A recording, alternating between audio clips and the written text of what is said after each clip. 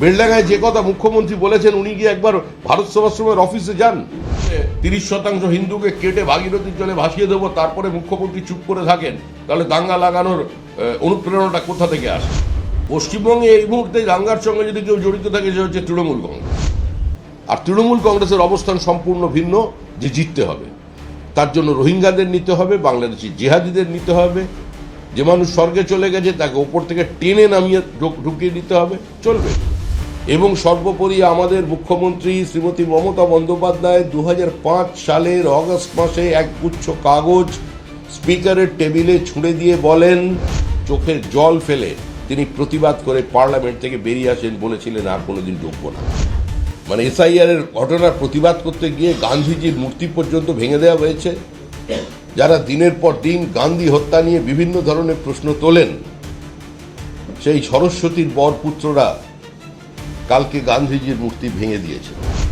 সাংসদ নির্বাচিত জনপ্রতিনিধি তৃণমূল কংগ্রেসের পক্ষ থেকে কালকে হাইকোর্ট এবং সুপ্রিম কোর্টের বিতর্ক নিয়ে যে মন্তব্য করলেন, তাতে তিনি গোটা পশ্চিমবঙ্গ নয়, সারা দেশের বিচার ব্যবস্থাকেই প্রশ্নচিহ্নের সামনে দাঁড় করিয়ে দিলেন। বেলডাঙ্গায় যে কথা মুখ্যমন্ত্রী বলেছেন, উনি গিয়ে একবার ভারত সেবাশ্রমের অফিসে যান, ভারত সেবাশ্রমের কার্যালয়ে গিয়ে কথা বলুন।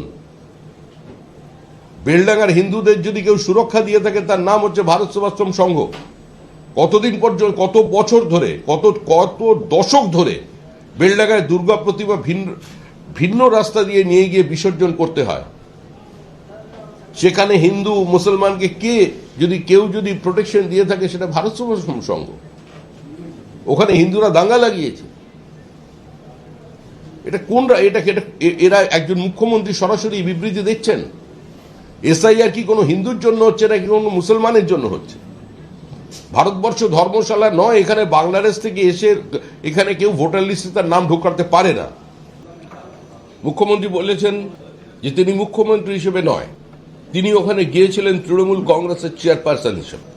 জেড প্লাস ক্যাটাগরি সিকিউরিটি, মুখ্যমন্ত্রী যেখানে যাবেন স্বাভাবিকভাবেই নাকি সেখানে যাওয়ার প্রয়োজন আছে পুলিশের ডিজির। কিন্তু প্রশ্ন হলো, ডিজি গেলেন, প্রিন্সিপাল সেক্রেটারি ওখানে কি করতে গিয়েছিলেন বা চিফ সেক্রেটারি কি করতে গিয়েছিলেন, সেটা এখন বড় প্রশ্ন চিহ্নের সামনে। গতকাল সুপ্রিম কোর্টের যে নির্দেশ এবং সুপ্রিম কোর্টের যে অবজারভেশন, তাতে কার্যত সারা ভারতবর্ষের সামনে পশ্চিমবঙ্গের মুখ পুড়ল। যে পশ্চিমবঙ্গ সম্পর্কে বা যে বাংলা সম্পর্কে একসময় বলা হতো, আমরা নাকি যেটা ভাবি সেটা ভবিষ্যতে ভারত সেটা চিন্তা করে, আজকে সেই পশ্চিমবঙ্গের মুখ্যমন্ত্রীর এই আক্রমণের ঘটনাকে কেন্দ্র করে মহামান্য সুপ্রিম কোর্টের যে অবজারভেশন এবং যে নির্দেশ, সেটা কার্যত বুঝিয়ে দিল যে পশ্চিমবঙ্গে কোনো আইনের শাসন নেই। ডিজি রাজীব কুমারকে কেন্দ্র করে মুখ্যমন্ত্রী আরেকবার পথে নেমেছিলেন। আমরা দেখেছিলাম সিবিআই অফিসারদের কলার ধরে কলকাতা পুলিশের কয়েকজন অফিসার তাদের টেনে হিঁচড়ে গাড়ির মধ্যে তুলছেন। পুলিশকে পরিচালনা করছে রাজ্য, পুলিশকে পরিচালনা করছেন মুখ্যমন্ত্রী। আমরা ঘটনায় দেখলাম যে সাম্প্রতিককালে মেসিকে কেন্দ্র করে যে কলকাতার বিভিন্ন দৃশ্য সারা দেশ এবং পৃথিবীর মানুষ দেখল, সেটাকে বর্ণনা করার মতো ভাষা আমাদের কাছে নেই।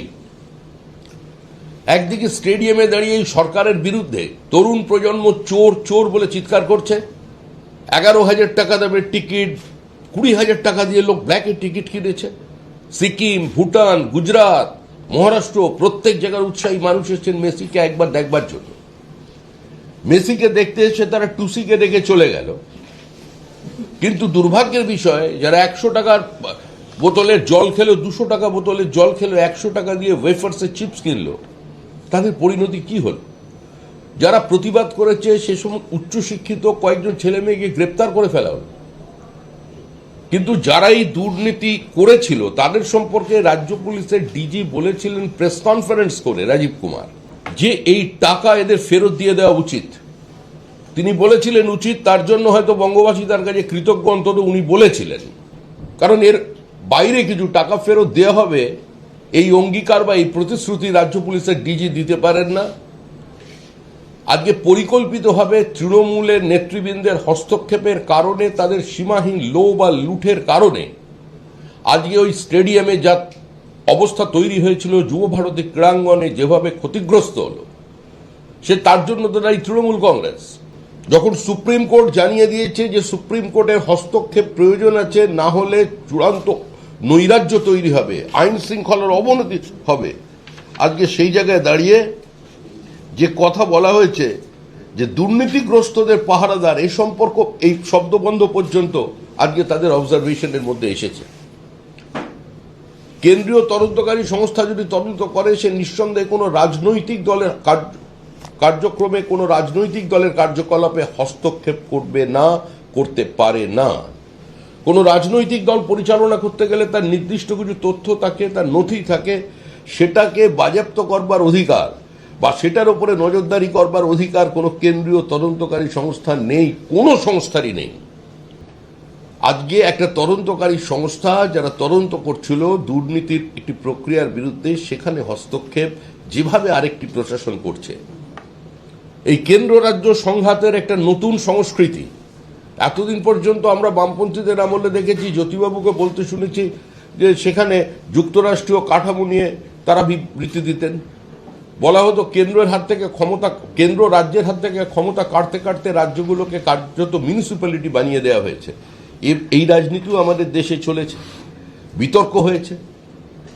কিন্তু সরকার যেখানে পরিচালনা করছে, সরকার তো দলের হয় না, সরকার তো পশ্চিমবঙ্গ সরকার, সরকার তো রাজ্য সরকার।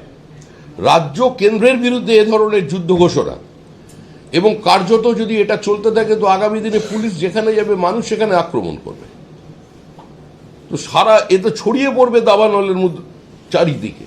সারা ভারতবর্ষে যদি এই পরিস্থিতি তৈরি হয়, তাহলে সেটা কি গণতান্ত্রিক ব্যবস্থার প্রতি অত্যন্ত সুখকর হবে?